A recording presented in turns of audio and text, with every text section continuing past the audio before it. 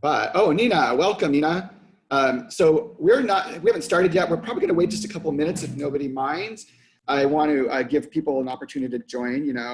Sometimes getting to Zoom or logging in can take a little extra time. Nina, where are you calling in from? Welcome, Morgan. So you can unmute your microphone and chat or chat in the chat box, excuse me. You can view either way. So we have Nina from Sacramento. Welcome, Nina. I heard word on the street is it's really warm in Sacramento. I have a work colleague who lives in Sacramento, and it's been really, really warm.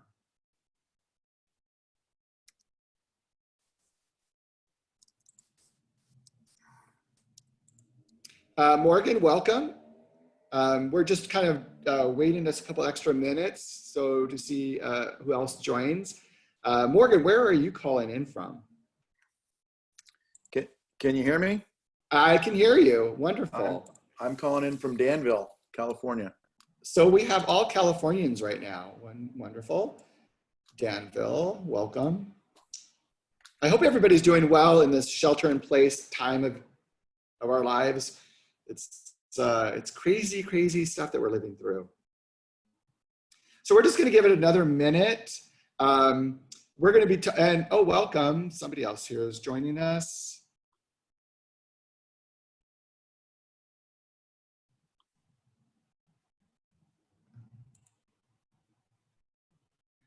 Robert, welcome. Now I see your name. Can you hear us, Robert? We can't hear you. So I'm not too sure if your microphone's not, it looks like you're not muted, but.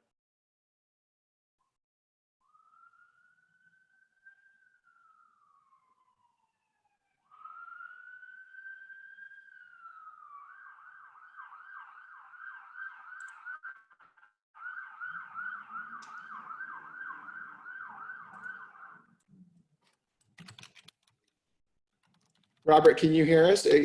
We can't hear you. You can also chat in the chat box. We're just trying to figure out where people are calling in from.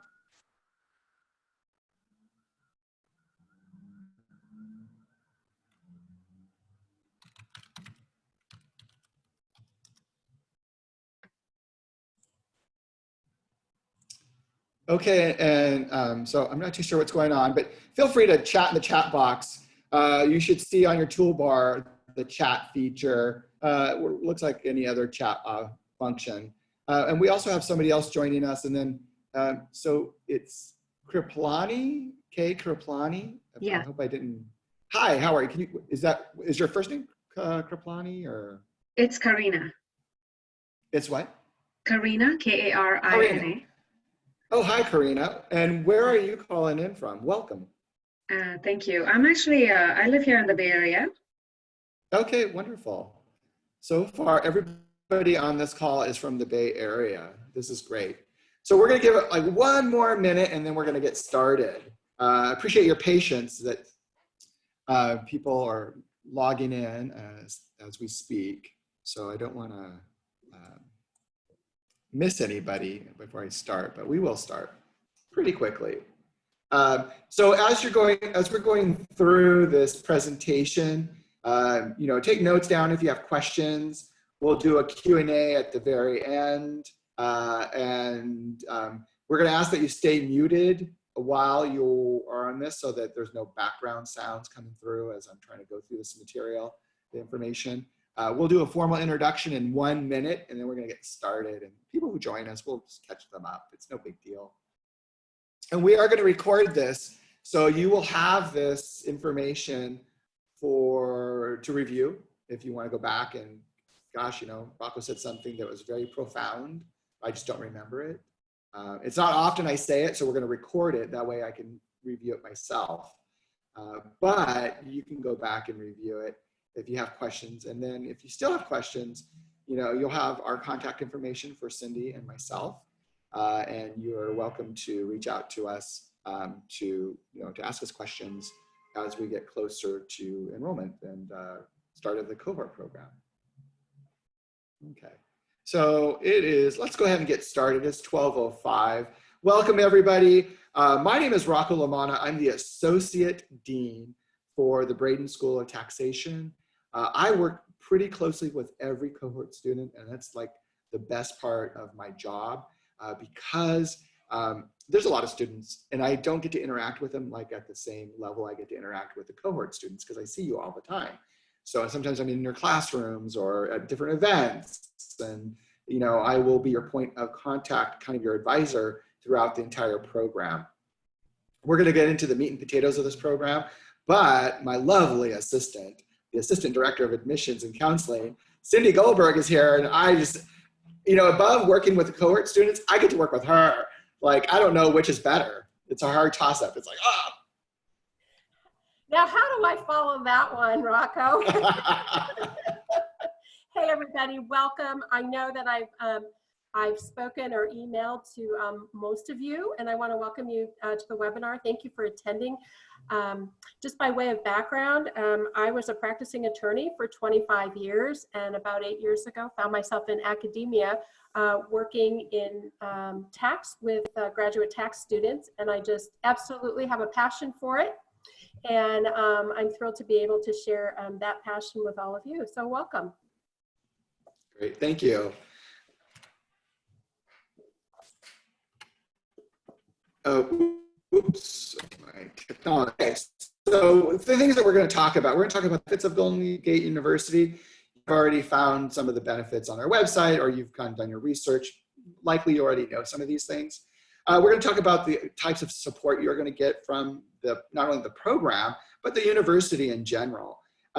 How the program differs from the non-cohort, we're going to cover that a little bit. We're going to go through the sequencing of the program, the scheduling, and then we're going to kind of round it off with some questions around or some discussion. Cindy's going to take us through some admissions requirements and how to apply. Maybe you've already started the application. We are not requiring application fees. That's the big news for the summer term, for right now. So if you apply, we're waiving it automatically. So that's a good thing to do. So if you're going to start for this program, apply now, that's waived. It's always good to save $65, right? So one of my colleagues actually, who does the tax webinar, kind of came up with this slide, and I thought it was really important to use it in all of our other webinars that we do, because I really think it drills down to what we do at Golden Gate University that really differentiates ourselves from other experiences you may have had at universities and what other universities are offering out there. One is, our classroom experience. And by the way, during this whole pandemic, everybody had to shift, right? If you were taking in-person classes, we had to go remote, right? And I've been reading articles, and I have colleagues on Facebook and through LinkedIn who are in academia. And they were like, oh, this has been really hard and difficult. We've had to recreate our classrooms online. And it was the easiest thing for Golden Gate University to do, to transition from in-person classes to this remote live web conferencing experience, because we've been doing it already for many years. The courses are already developed on an online course shell. So whether you're taking an in-person class or not, you're already getting, you already have a course shell that mirrors like an online class, so that you can, stay on top of your classroom work and everything like that. So it's really a wonderful process that we've, structure that we've built. So for us, it was really easy. So the classrooms are kind of small and personal. You get that experience with the cohort. You're a group of students moving together. So however many students are in that cohort, or you're moving together through the same program, to the same course at the same time. You don't even have to schedule yourself. We take care of all your scheduling for you. The material, you're going to be able to apply this material in the real world. And I just got off an award ceremony, and actually the 3 graduate students that we were acknowledging for their outstanding, not only academics, but contributions to the GGU community, were how they've applied all this material. That's one of the things that they wrote in their letters about themselves, and why they were so honored, is because the material that they learned is being applied in their current positions. So the material is developed around what you're going to be doing in the real world, right? That's kind of a quirky term, because don't we all live in the real world? Yes, we do. But it's not about theory. It's about, how do I put this into practice? we are central to the accounting firms in San Francisco. We're in the heart of the financial district. So we get a lot of recruitment activity just from the firms in our circle of neighborhood. But there's some that go beyond that come and recruit from us because they have alumni who are working for them. And that in itself tells the story about how alumni kind of help recruit other students because they come to our recruitment events, or they have colleagues who work for them and they say, well, go and get university for your MST. Our faculty are leading in the field. They are constantly in touch with what's going on in the industry. When we had, 2 years ago-ish, when we had the tax cuts and Jobs Act that came through, there was a lot of work that had to be done to change over our curriculum to align with all of the new tax codes and regulations so that everybody was current on what was going on. And so it is, it's important that you have the up-to-date information. So they're leading in this area. We have people who do presentations at accounting firms on different tax revisions, who are author in journals, tax journals. Some of our faculty do that. A lot of our faculty do that, actually. And so you know that you're getting somebody who's not just looking at textbooks, but they're out there using material that's in the real world and bringing it back to the classroom. We have a lot of tax courses that you can select as your elective courses. And we're going to go through that because the dynamic and the structure of the cohort program is slightly different than the non-cohort. Same classes in the cohort as in the non-cohort, it just moves at a different speed. It's got a different schedule set up, but it's the same courses, same 30 units. And then we're recognized by some really important groups of people, agencies, organizations. Top in Tax, for 2018, we were selected in the top 5 tax programs. We're also been recognized for adult learning, as adult learning school by Washington. I think I need to update this. This is our fourth consecutive year, I think. It might even be 5.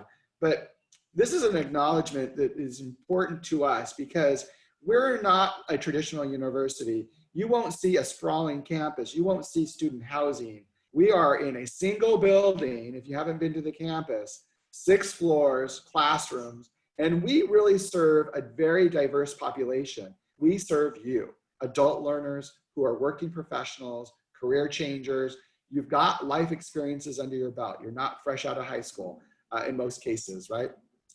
You are coming in, you're going to, you've already done an undergraduate degree to get to a graduate program. So we are, and have always, and we're celebrating our 120th year this coming year, I believe, of serving the population of adult learners and learning skills that they can use to advance their career or to change a career. Oops. Okay, so what are some of the highlights about the cohort program? All of our classes are going to be in person. However, the, excuse me one moment.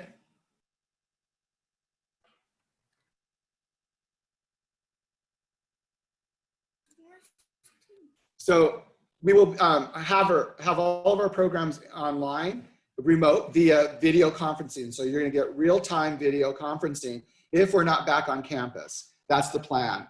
And all of our events are going to be coordinated on our real-time Zoom scheduling. So there's a lot of things that you will have available to you even if you're not physically on campus. So you can even do that whole program video conferencing even after our school has opened up and we're back on campus. Unfortunately, we don't have a crystal ball. We don't know when that's going to happen. Here in San Francisco, well, you're all in the Bay Area, except for, well, we have one in Southern California. The Bay Area has extended their shelter in place until the end of May. So it's kind of month by month, we're just trying to figure this out. The program is 9 months. So what typically our semesters are 15 months. So if you think about, 15 months, sorry, 15 weeks, 15 months, 15 weeks. So, that's a typical semester. But in this program, The first 2 terms, as you'll see in the next few slides, are both 9 weeks each. So we kind of almost cut it in half, and you're doing 9 units in each term. So it's really important that you understand how intense and rigorous it is. We also have added a new class, and we're developing new courses in the tax program around analytics, because analytics is becoming a huge part of how you do work. And we want to make sure that you're equipped with that knowledge and those skills so that you can do it, so you understand and you have the language to do it. The analytics course is going to be one of the courses you are going to be required to take, and I'll show you that in just a minute. Important dates, July 23rd and 24th. This is when we're scheduling our orientation. It's going to be done over 2 days. So if you are going to be doing the video conferencing mode of this program, and you live in Southern California, that's easy, you can do it. But we're going to ask that you fly up to San Francisco or wherever you're coming from to be here on those 2 dates. Now, again, everything is going to might change depending on where we're at with the shelter in place and with you know, the pandemic, and so everything is kind of on, again, day-to-day basis. Classes do begin on July 27th. The orientation, you're going to meet, if we even do it virtually, you're going to definitely meet faculty, and you're going to meet some employers and some alumni. So this is a great opportunity for you to get connected with people who have industry experience and would possibly be hiring you, and B, people who've already gone through the program and kind of learn from their lessons and their experiences. Oops. Okay, so why else should you be doing not only the cohort, but just our MST program in general? What benefits does this program provide you? Well, rewarding opportunities. Students get hired in our programs. We get a lot of recruitment activity, not just because where we're located, but because our network of alumni spans so many years and so many different modes of industry, whether that's public accounting, nonprofit, private, governmental. All of those sectors, you will find a alumni in there from our programs. And like I said earlier, the alumni really kind of start referring other students. So we don't do a lot of marketing out there, and you know, but the way we find students, and students come to us, is because they know somebody typically, and that may be the reason why you're here today. High job placements.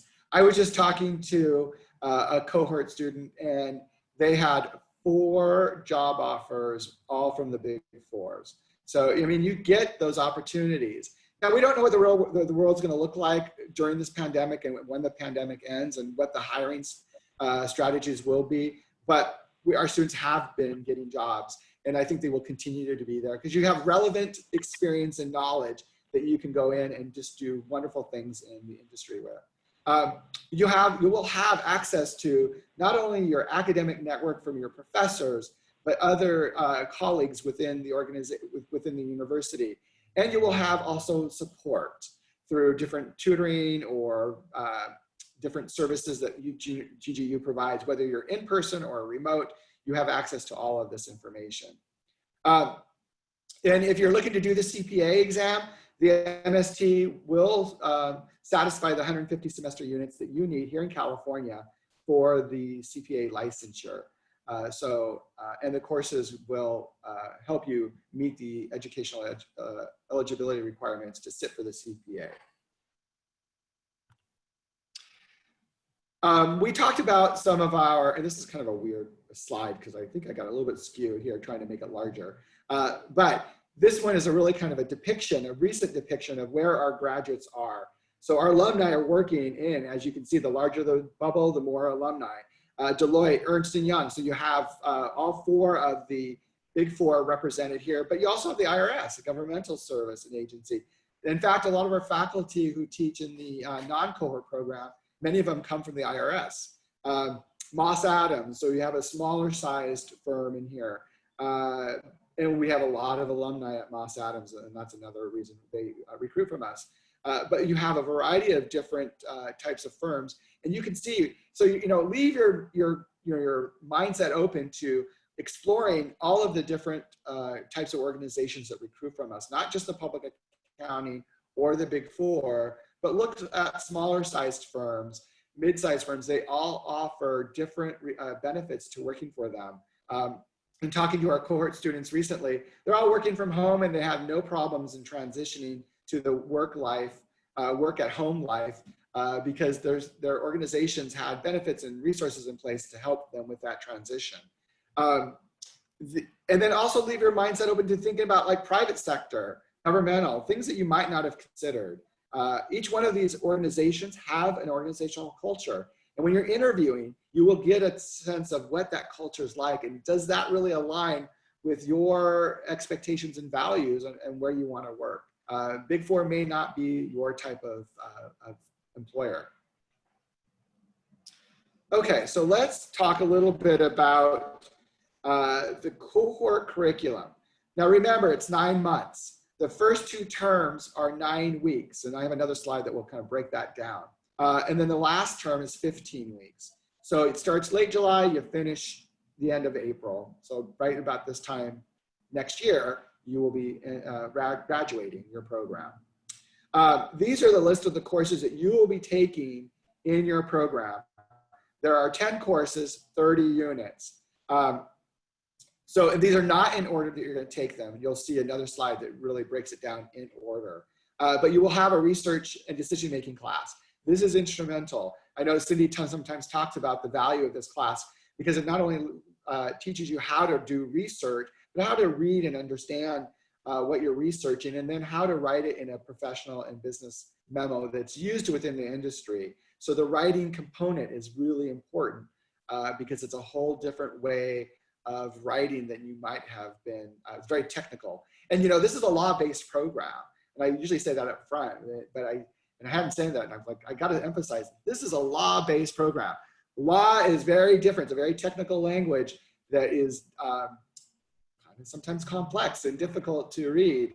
And you know, your source of textbooks is not something that you would often see like on a bookshelf, right? You will have some classes with textbooks, but the majority of the textbooks are either published materials from our faculty that they'll use, or they will be actually the codes and regulations, the IRS codes and regulations that you will be using, because that's kind of that is the primary source of where tax professionals go to, right? So that's the first class. You'll have advanced federal taxation. You'll take a property transactions class, tax timing. I hear that this is like one of the most valuable classes. Reason is that it really helps you understand when tax is applied in a different transaction, right? You go to the grocery store, right? You buy some groceries. Some items are taxable, some are not. You pay tax on those taxable items in that moment. That's like tax timing, right? It's when are those items taxed. So in more complex transactions, the tax may not be applied right at the minute that the transaction happens. It could be delayed, or there could be other implications that you need to think about. Federal tax procedures, this is taught in a 5-week class in the spring term, and I'll show you that in the next slide. But this one is taught by a top IRS attorney who's been teaching for Golden Gate University, I don't know how many years, 20 years perhaps. He flies down from Seattle to teach this, and he is like a regional attorney for the IRS. You will also have 2 very, very difficult classes. One is corporations, TA 322A, and federal taxation of partnerships, 328. These are going to be key courses. And all of the courses that you take kind of build up so that you are well prepared for corporations and partnerships. These are very valuable courses because inevitably you will be working in doing some type of partnership activity in transactions and or corporations. The new class that we've added to this suite of courses is TA 336, and it is Introduction to Data Analytics for Tax. So this course is actually, we're running it for the summer term right now. Well, summer term will start in about 2 weeks, May 10th, and it's being run. It is being developed by an MST graduate who's an alum, a CPA, and has been doing analytics in the Big Four and in private sector. He's been doing it ever since he graduated, which is probably like 6-7 years ago, but he was also doing analytics before he came back to do his MST. And he's actually just now finishing up his Master's of Science in Business Analytics at Golden Gate University. So he's been partnering with somebody else and they've been building this class. And this is really exciting because this is going to lay the foundation so that you have, you know, some foundational knowledge and understanding about how analytics is used in the tax profession and how it helps make decision-making more effective.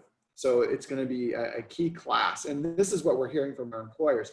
So we react to what we hear from employers. When employers are saying, here's the kind of the way of the world, we want to make sure that we are adapting to that so that you are the most relevant candidate out there when you're applying for a job.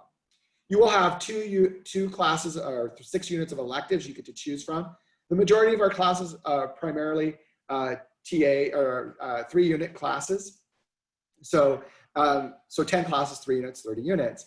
But there are some 1-unit classes that you could take from the LLM program as an elective. Most students choose in the cohort choose to take their electives and use their elective units for internship. You can use your, if you get hired for an internship for the spring term, you can use up to 6 units as an elective for your internship. So it's a course, you have papers to write, you get a grade, but it operates slightly different because the internship is actually at the site where you do where you're hired at. And we're gonna go a little bit more details into that. So here's another overview of how the courses kind of layer and build upon each other. I think it's important for you to see this because you want to know that we start you in a certain area because it makes sense. Remember, these are tax professionals who've been doing tax for many years. They're tax lawyers, so they really understand how the process of tax works and what you need to build the foundation and then what you can be built on top of that. So you're going to start with the 2 foundation courses, which is TA 329 and 318, but you're also going to have 3 classes. So the 3rd class is going to be TA 330 in your first term. And then from there on, the other classes start to build upon them. And then you get your electives on top of that. It shows here in this schedule or this slide that you get 3 electives, but we've taken one of those electives and we actually are requiring you to take the analytics course. So you're going to have 2 electives or 6 units of electives to choose from. So here's a better diagram of the schedule that you'll be looking at and working through. Classes start on July 27th. You'll have 3 classes, TA 329, 318, and 330 over 9 weeks, okay? Now, there's not just classes that's going on. There's a lot of other things that you're going to be expected to participate in. And that's going to be some events. And I'm going to go over these events in a little bit more detail. But don't just assume that you're going to come to school, go home, and study. That's not how this program works. We do a lot of events that really separate this program out. Now, all of our students, whether you're tax or accounting, can come in and attend these events. But we specifically designed them around the cohort because you're taking classes in the middle of the day. And you won't have time to really do networking. So all of these events are around not only building expertise in certain subject areas, but also connecting you as a networking opportunity to some professionals. The second term is another 3 classes in 9 weeks. So starting in late July and through really the beginning of December, you will be taking, actually it's not December 20th, that date's wrong, I should change that. It is like the 2nd week of December, you will be taking 9 classes or 18 units. So over 18 weeks, right? Remember I said our traditional semester is 15 weeks. Most students take maximum 3 classes, 9 units. You're doing double that in 18 weeks. So that's a lot of class. It's very rigorous. Remember I go back and say it's law-based. So that means it's a lot of technical language and interpretation. And that sometimes can slow students down because it can get really complex. But you have a lot of support in your faculty and you have a lot of support outside that will help you be successful. And your classmates are part of your support system too, because you will be working, remember I said you're going to move through the program with the same group of students through the same classes. So you start to develop your own network and support system among each other, which is really cool. It's not like other classes or other programs where you might see Rocco in one of your classes one term, but you don't see him for another 2 more terms, right? You will see these students and you'll feel like you're becoming part of their family or their sibling. You form a family network. So over 18 weeks, right, 2 terms, you've done 18 units. It's a lot.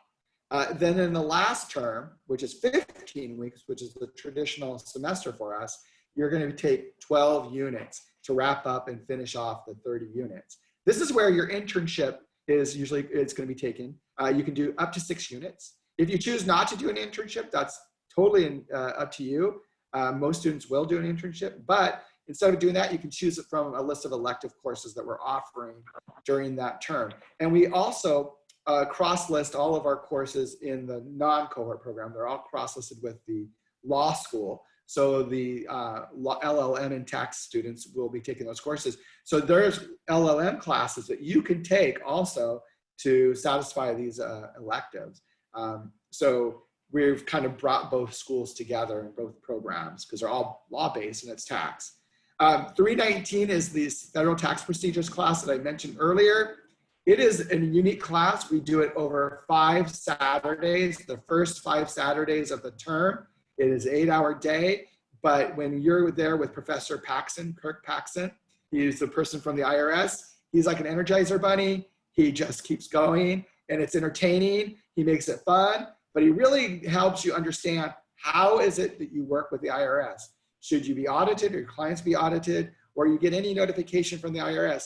There is a specific process procedure that you need to follow in order to work with the IRS. So why not get it from an IRS professional? And he makes it entertaining and fun. So it's 5 weeks. You can do it like we're doing today, or you can do it in person. Either way, the experience is phenomenal. And then you have TA 338, which is that tax timing class, which I think is one of the most valuable classes, or that's the feedback I get from students, is that it really kind of just brings everything in together and makes sense of all those things you've learned along the way. So that rounds out the whole MST cohort schedule. Now, all of these events are a part of the package, right? So we do, and remember I said you don't just get to go home and study from class. So your schedule, and I didn't give you actually the time slots because we haven't worked out all the details yet, but typically you will have 1 class on one day and 2 classes on another. So let's say, for example, Mondays and Wednesdays you have 1 class and that class starts at 1 o'clock. Then on Tuesdays and Thursdays you have a class that might start, Mondays and Wednesdays, Tuesdays and Thursdays, yes. You'll have a class that starts maybe at 9:30 in the morning. And then there's an hour lunch break between the first class and the second class. During that noon time, the 12 to 1 o'clock time, we are doing events, lunch and learn sessions. These are workshops. Eric Lee, one of the professors you will have, who teaches tax timing, but he also does a lot of events and he's very well connected with the cohort students. He organizes a lot of different programs and activities for the program. He leads up the lunch and learn workshops, and he works with the industry professionals. He brings in people from Moss Adams, BDO, some of the big 4, EY. They come in and they present on various topics. And those topics cover a variety of different subject matter. It could be soft skills. How do you do interviewing? How do you recruit? How do you write a resume, right? How do you job search? And these are being taught by recruiters from these firms. So you're getting these networking opportunities right away. So these workshops start the first week of the cohort program. Again, we don't know what the world's going to bring us. We don't know if we're going to be doing this remotely to start off with, or we're going to be on campus. We hope that we'll have that campus opportunity, but some of you might decide that you want to do this virtually for the whole entire program. That's okay, and we're promoting that. So you'll have access to these remotely. You'll be able to attend, and they'll be able to see you. You'll be able to see them. You'll be able to ask questions. You'll be able to interact, just like we are today. We do a lot of other events. We partner with Cal CPA, which is a local CPA organization here in well, all of California actually, but they are close by. We have a lot of alumni. We partner, we hold events with them. We do events with other organizations. IRS has been on campus and done events with us.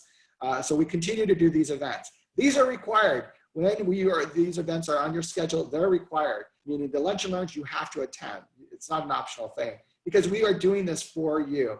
And we are telling the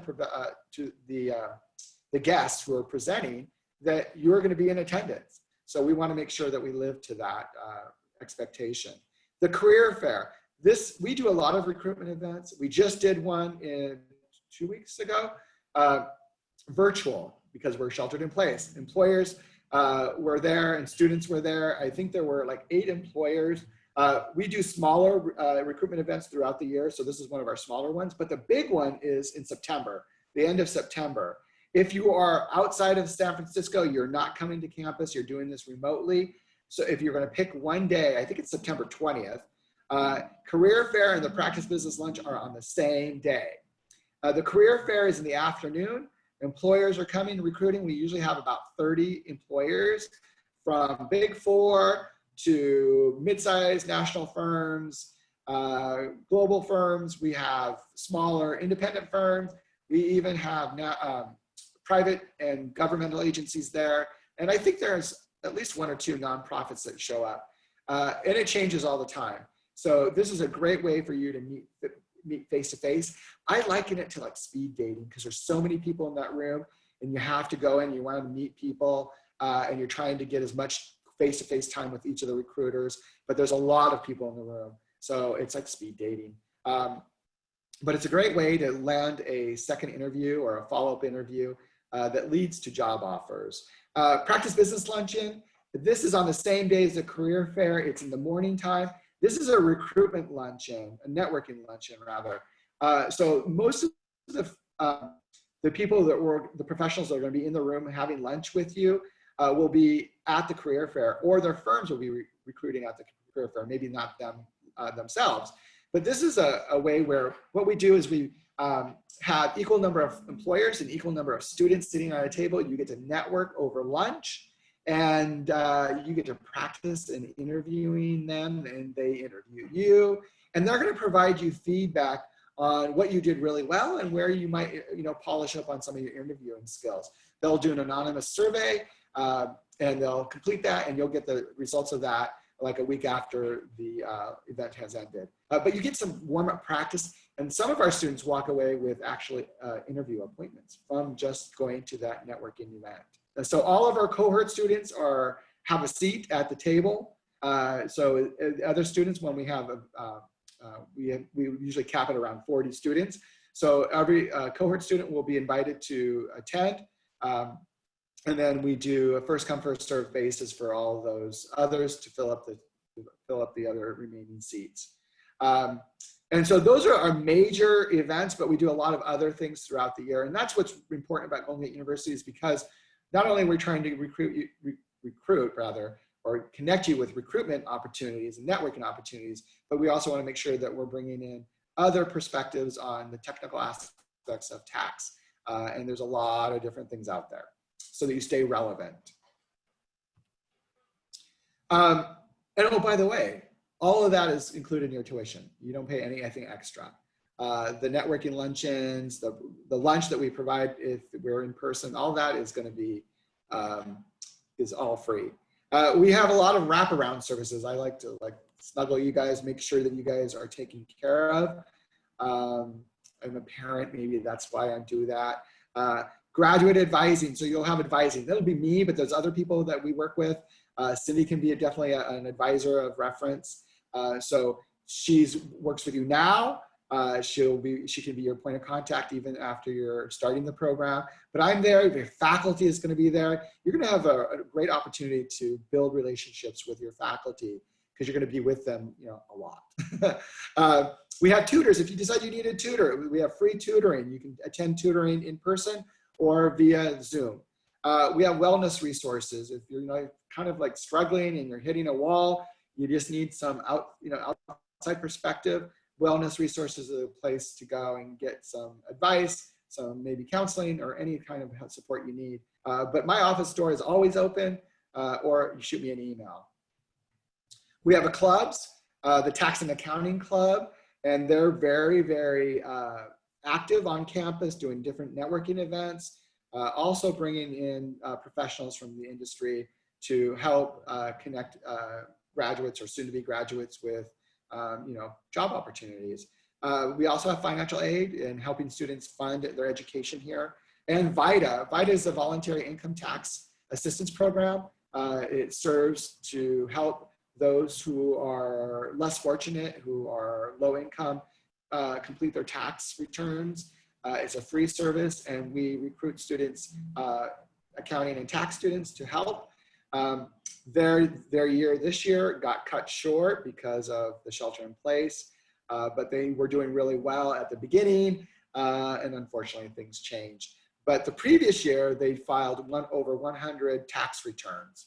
So that's really a cool thing to do, that you're giving back to the community. And by the way, what you're going to see or hear in your interviews is, what do you do outside of school? What do you do outside of work? How do you contribute to the community at large? Because a lot of these firms all have some kind of community involvement activity that they want their employees to engage with. So that's going to just be another badge that you can put on your resume.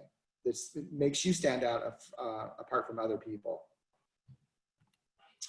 I'm going to turn it over to Cindy. I went through a lot of information really fast, but we're going to have a Q&A, but I wanted to make sure that we had plenty of time for that. So I'm going to turn it over to Cindy now. Let her talk.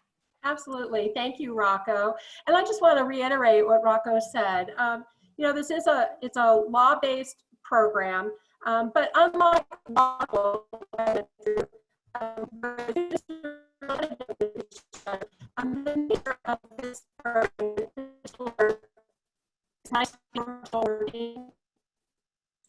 Cindy, I apologize, but you're cutting out. You might need to try to turn off your video.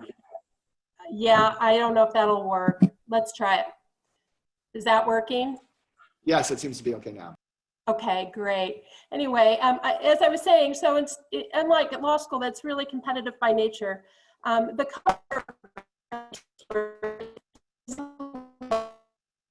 You do have the support of each other as you work your way through the curriculum in this program, and you will hit the ground running. I mean, we teach you all those legal skills that you need to be successful.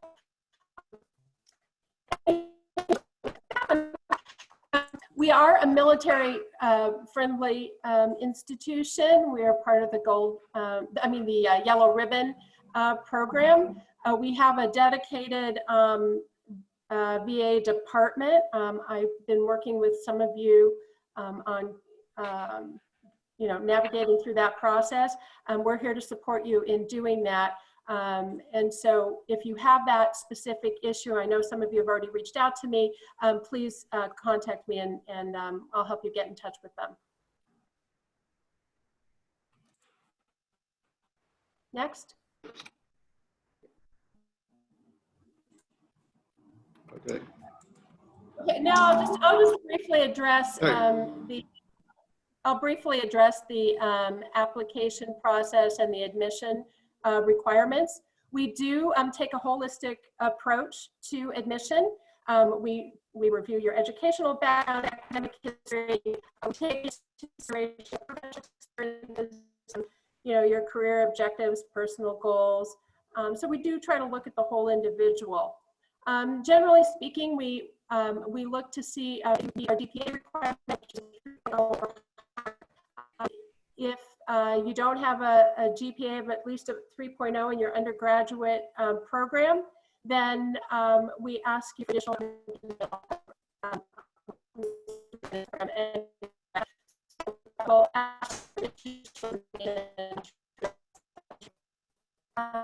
you require your official transcripts. That means that we need to have those transcripts sent directly from your degree conferring institution directly to GGU. And if you have issues dealing with that, you can contact me. And also, if you have any postgraduate degrees, we also request those transcripts as well. We do not require GMAT or GRE. And in addition, we do request that you sit through an interview process with Dean Lamanna. In submitting your application, in addition to the application itself, we do ask you to submit a statement of purpose.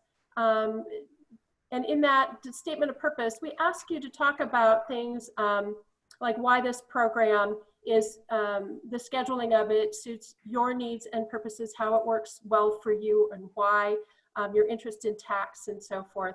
In addition, if your grade point average is below that 3.0, we ask you to address the circumstances you think that contributed to that lower GPA.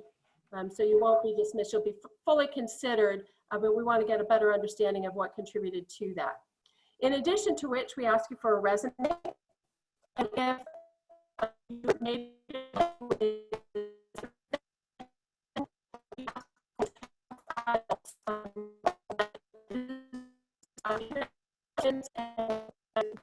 who have attended a university in which your curriculum was taught in English and it was in an English-speaking country, that would satisfy the English language proficiency requirement. There are also other ways to satisfy that as well. So if you have an issue, again, I just recommend you contact me. And Cindy, I just want to point out, is unfortunately, you're still having some technical difficulty. So you cut out. So those people, you know, if you've missed something and she ended up, you know, being garbled because we couldn't hear it, we can, you know, meet with you one-on-one, or you can definitely contact Cindy and she can go over the details of these things.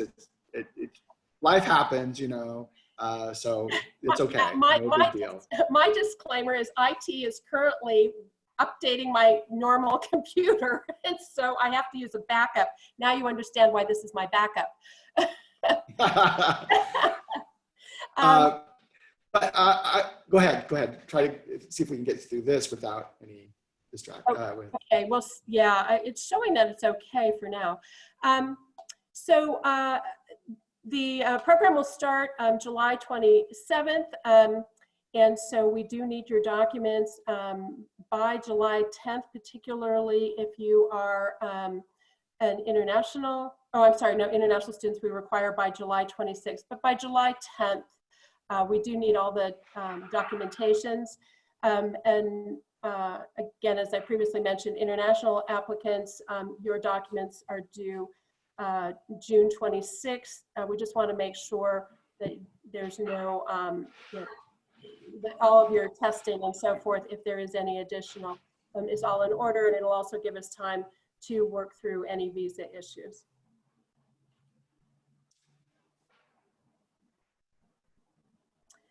I'll just briefly give you an overview about tuition.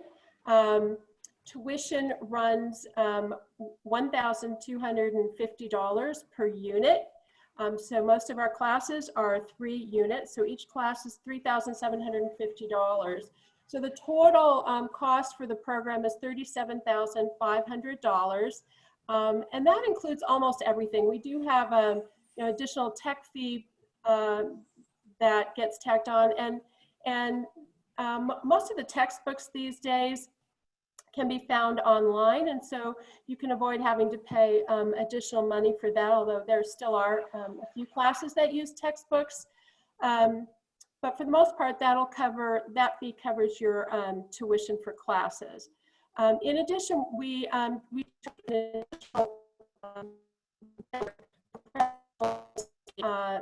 that just covers a lot of the the added benefits that you get with this program.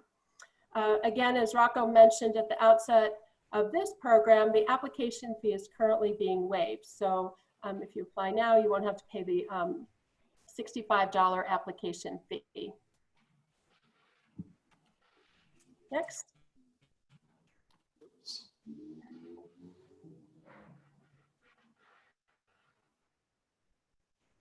Well, something there caught me off guard. Anyway, there are various ways that you can finance your degree. Even as graduate students, you may be eligible for federal financial aid. That just entails filling out the FAFSA.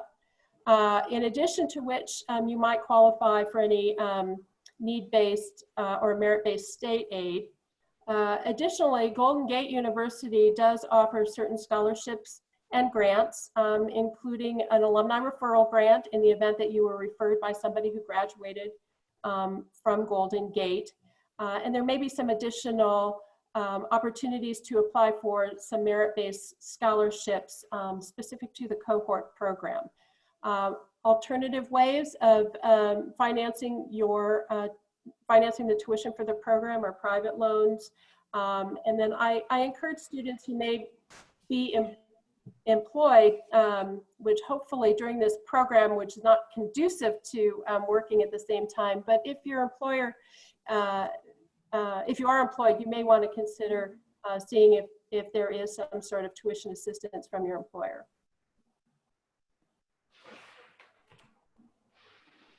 So if you want to, if you have questions afterwards, definitely Cindy or myself are a good point of contact. You have both of our email addresses at the bottom of the slide.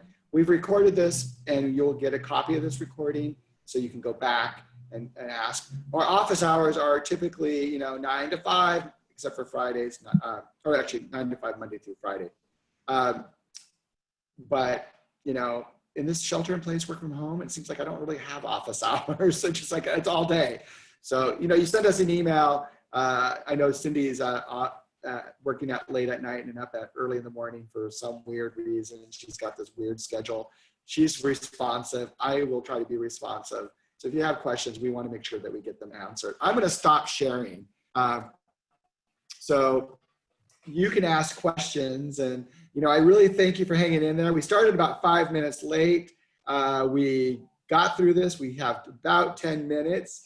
I can go a little bit longer after the hour if you have questions. But please unmute your microphone or type in the chat box.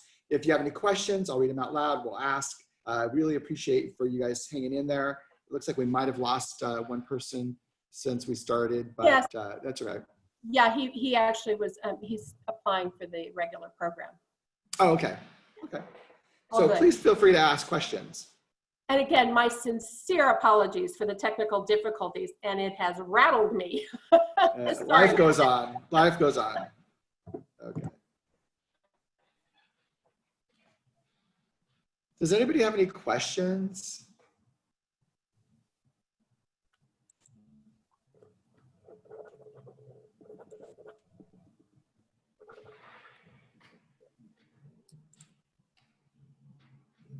Does anybody have any questions, even about the regular program, if you accidentally registered for this one?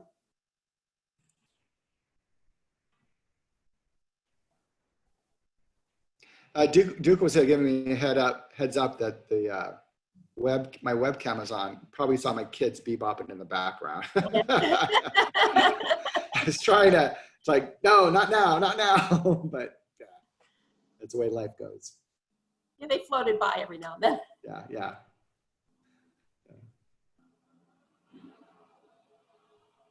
Duke, do you have any questions? Or Robert? Robert, unfortunately, I guess we can't hear you, but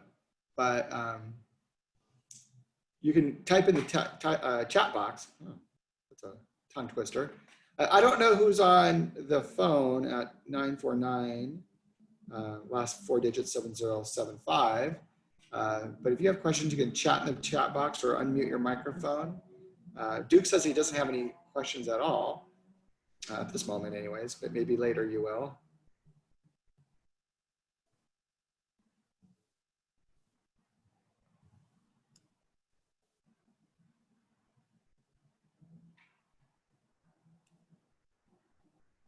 If you don't have any questions, you're free to, go back to whatever you were doing. But if you have questions later, that come up, feel free to send me or Cindy an email. Oh, hi, this is Duke. Something just popped in my head. Yes, I was wondering if I'm interested in taking some classes in the financial planning how does like, are there any options where it's like a dual degree or anything like that? Well, you can't, you're not, we don't have a process set up to have students doing dual degrees concurrently. So you can do classes. So you can take electives in other programs. There's a list on our website under the MST program of all the courses that you can take. And then it also includes any LLM tax or estate planning classes. There's like 1 or 2 finance classes. I don't think there's any financial planning on the list. But if there's a class that you think is interesting, we can look at it and determine if it connects, if it's kind of, within the mission of the tax program, learning outcomes of the tax program, and maybe allow you to take it for an elective course. So yeah, you can take classes in the other programs, but we do have a list. Does that answer your question? I was just going to add, Duke, that we also have a really strong concentration in estate planning, and some of the courses in the estate planning concentration or certificate program may address some of your areas of interest as well. Thank you. I guess my aspiration is to eventually, get the foundation education, work at a company for a while, and then have my own practice, whether taxation or somehow combine taxation with financial planning for a high net worth individual or something to that field, that aspect. That's what my aspirations are. Yeah, definitely.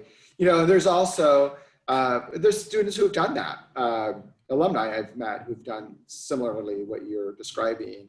And I'm not too sure how they went about it after completing their MST, but there's also certificate programs within the financial planning program offerings that might be of benefit to you.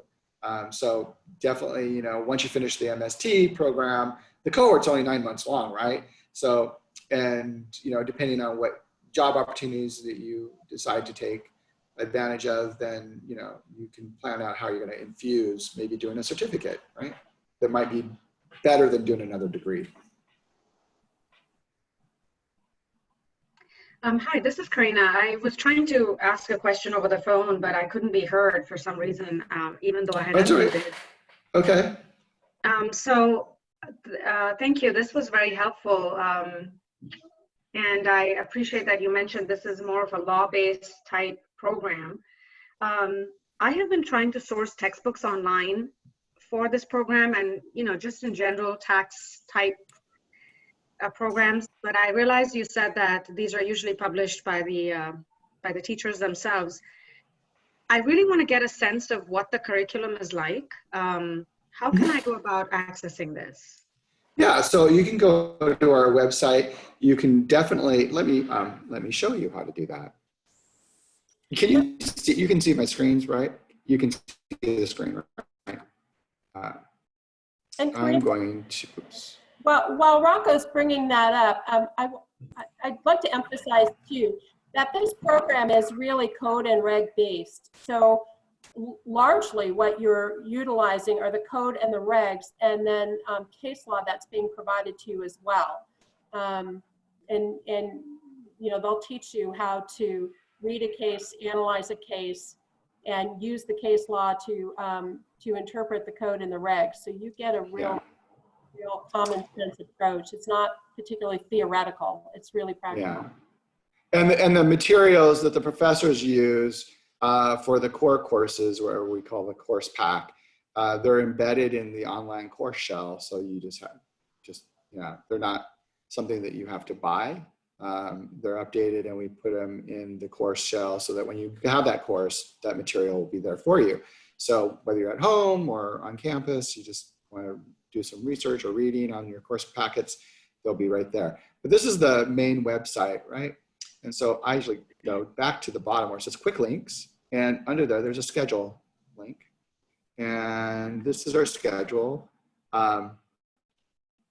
Also somebody asked, before I go further, Cindy mentioned something about grants and tuition and scholarships and all that. So there are some programs out there to help assist students who are, experiencing hardship during the COVID-19, impact. So there'll be more information on our websites that might help prospective students or new students coming in, as well as our current students.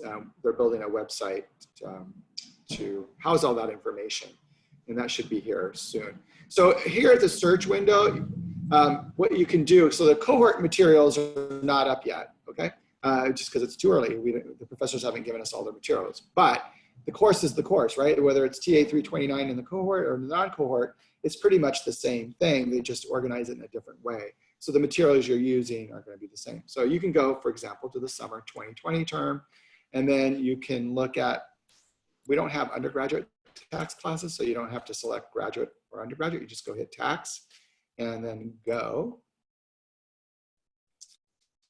And these go in numerical order. So let's look at 318 for an example. You can look at, let's see, I'm not too sure if Mary's is on here, but you can select, and hopefully Mary has given us her syllabus. Yeah. But it'll show up here. There it is. So there's the syllabus. I'm going to show you, and Mary's like, oh, she didn't post her syllabus yet. So here's her syllabus, and then you can just bring it up, and that's Mary. She's a former dean. She's Dean Emeritus, right? And this will give you a course description. This is for the summer term, but you will see all of the information. Now, she's one of the professors you will have for 318 and 329. She teaches both of those classes. But you can just follow along and see what she does, how you get a sense of the courses, like course materials. She does have printed materials, no materials provided. It's all online at no cost. Codes and regs. So whatever the latest edition, those are the things that she's using. So you will have access to the materials. You will have to purchase like maybe the codes and regs. So that's pretty much it. But those are, materials that you're going to use through your other classes. Not like you have to purchase them all the time. So that just gives you a sense of how her class is organized. And so this will give you a kind of a starting point to answering I think the questions you were looking at or asking. Does that help? Great. Yes, that's helpful. Thank you. You're welcome.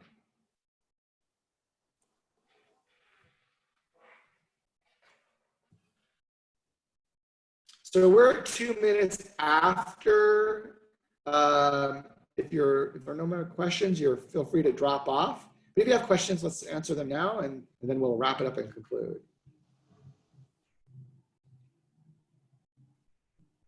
Well, silence sounds like that there are no more questions. So we will go ahead and stop this presentation. We wish to see you all somewhere online or in person.